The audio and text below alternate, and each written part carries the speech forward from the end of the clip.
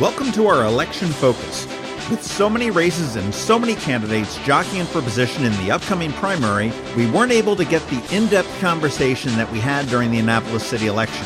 So this time, we're shaking it up a little bit. We identified key challenged races and invited all of the candidates to pitch us. In each 10-minute recording, we present a single question to the candidate. I am a new voter. Why should I vote for you? And after that, the candidate has up to 10 minutes to pitch themselves, and if they run out of time, we hang up on them. It's very simple and mildly therapeutic. Joining us this morning is Amanda Fiedler, who is a Republican running for Anne Arundel County Council in District 5. Why would I want to vote for you? Thank you.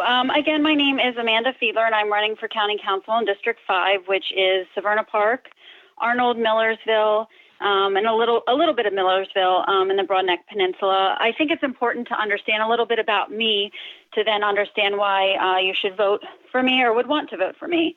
I am born and raised in District 5. I graduated from Broadneck High School, went on to Salisbury University where I earned my BA, and came back to the area to raise my own family because I love this area so very much. I've been married to my husband for 11 years, and we're raising 3 boys.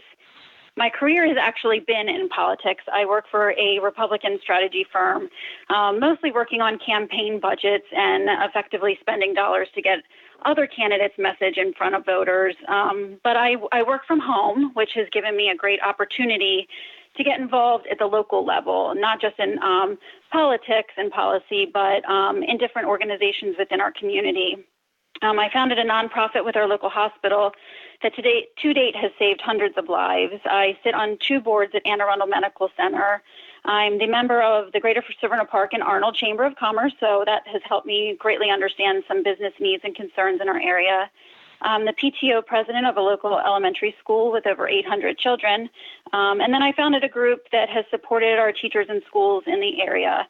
I'm running because I care, and I believe that we can do better with our representation on the council. I am a Republican, so I have those traditional Republican values, which is small government, limited taxes and fees, and encouraging small businesses to open their doors. We want retirees to stay here. We want businesses to open their doors and remain open. I will work to prevent any tax increases on any individuals, any households, or businesses.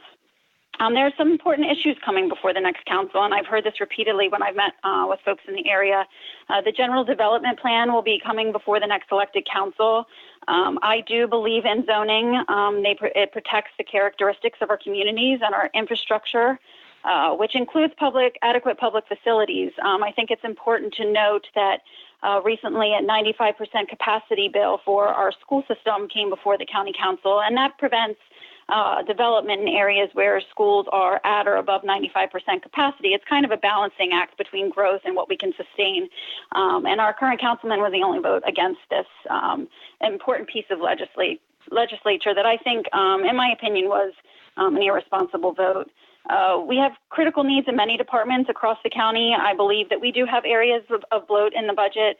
I've been watching the budgeting process for several years now, and I watch as they shift dollars around and hear the concerns from the auditor. And I think we need to spend conservatively and really focus on the projects that we have in the pipeline and that have been waiting in our capital improvement project arena for years and have yet to be touched before we start thinking down the road at larger projects. Finally, one of the biggest issues I think we face and have been lacking for 3 years, going on 4 years, is constituent services. There's no visibility.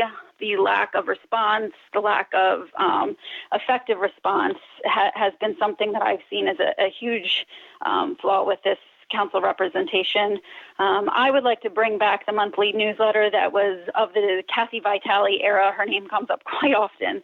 And I like to do quarterly town halls. And the reason that I would like to do these is I think a lot of the challenges that our communities face and come out and testify against are issues that they just didn't know about in the early stages. So if I'm sharing bills and legislation with the residents in District 5 that I know will impact them. They'll have an opportunity to talk to me. We'll have an opportunity to engage. We'll have an opportunity to address these before I vote on legislation that would impact them. And we can certainly come up with ideas to be proactive against or for different areas of the community. There's small government, and then there's hands-off government. And I think we have a lot of hands-off government happening right now on our council seat. You really need to be able to think critically in this position. You need to be able to work with a budget. You need to have a strong vision for the future. I have all of those. I look forward to being present and effective and responsive, all things that I believe that we are lacking right now. So I encourage voters to dig around, go on my website and learn more. I would really appreciate votes for support. The early voting begins on June 14th and ends on the 21st. The primary election is June 26th, and I'm always available for questions. My email is on my website if anyone wants more information. Effective, strong leadership is something that I hope to bring back to the County 5 seat because I believe in our county, I believe in our communities, and I'll fight for my family as well as yours. For more information on Amanda Fiedler, please visit her website at voteforfiedler.com. And that's vote, FORFIEDLER.com.